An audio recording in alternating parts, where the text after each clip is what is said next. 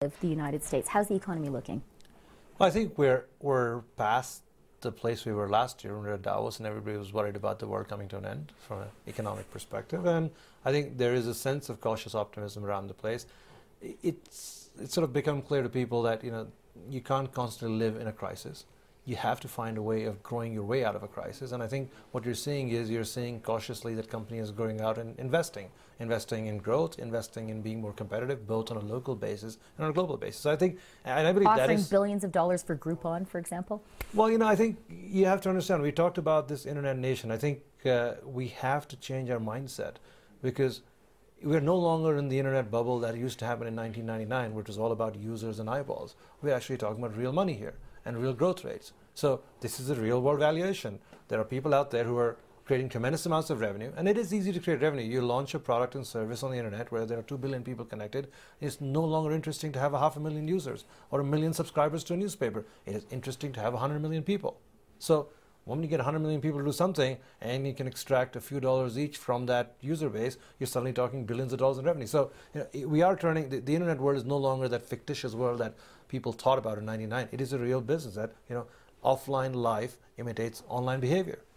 Is one way of looking at the world economy today to say the internet nation is doing really well? There is really vigorous growth there, and the non-internet nation is not so hot, feeling so hot right now? No, I think what you're noticing, and again, speaking from a technology perspective, I think what you're noticing is that slowly and steadily our behaviors in life are sort of becoming online, and for the right reasons, for the reasons of efficiency, for the reasons of, you can call it instant access or instant gratification.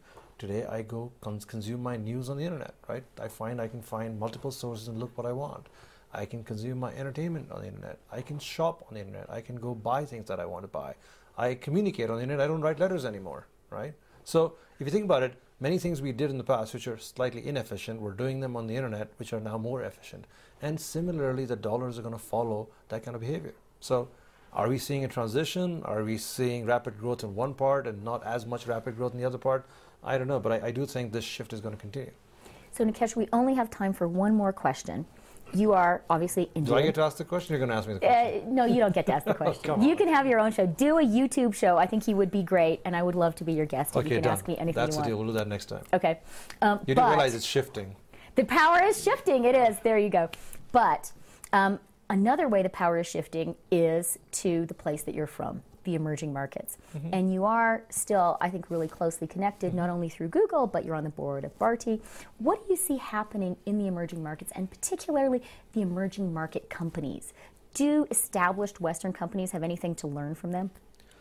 I think you're finally seeing this word we've often talked about, this word of globalization, actually is taking shape, right? You're beginning to see that we no longer live, the borders are getting eliminated. And again, I'm sorry, I apologize for keep bringing you back to technology, but it's today you can start a business. It's okay, we're all interested. You can start a business in Australia. I was talking to somebody from Australia this morning, and you can have access to US consumers or consumers in India or consumers in any country around the world. Instantaneously, people are connected to the web. It's no longer a geographically limited notion that I can put information out there today here and it can be accessed by everybody. So what is beginning to happen is you're now suddenly on a global stage. You're no longer restricted to your own sort of countries. In that context, you are seeing some levels, sort of, levels are beginning to equate a little bit. I'm not saying they're going to be the same, but you are seeing some degree of re-leveling of emerging markets vis-a-vis the emerged markets, if you like to call them that, or developed nations, right?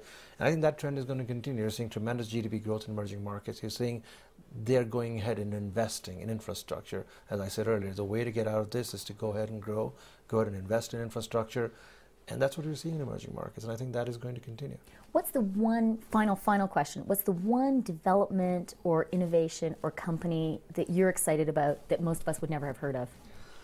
I don't have a particular company. There is a trend which I'm excited about, and the trend is the fact that we have this internet nation, if you like to call it earlier, you did. What you're seeing is you can see that people can get together on topics and give instant feedback. And I think that is going to have an impact on how we interact as society, whether it's in our political process, whether it's in our governance process, whether it's in trying to create change. You will see that there will be much rapid response from the people who are going to have this ability to give instant feedback. And I think that's a very interesting trend which can have a significant impact on pretty much businesses, government, and the way we live. Well, I think that is an inspiring, maybe for some people, frightening Well, as you note. said, there are both sides. There's the dark side, there's the good side. That's the good side. Note on which to end our conversation. Thank you very much, Nikesh. It was really fascinating, as always. Thank you for having me, Christy.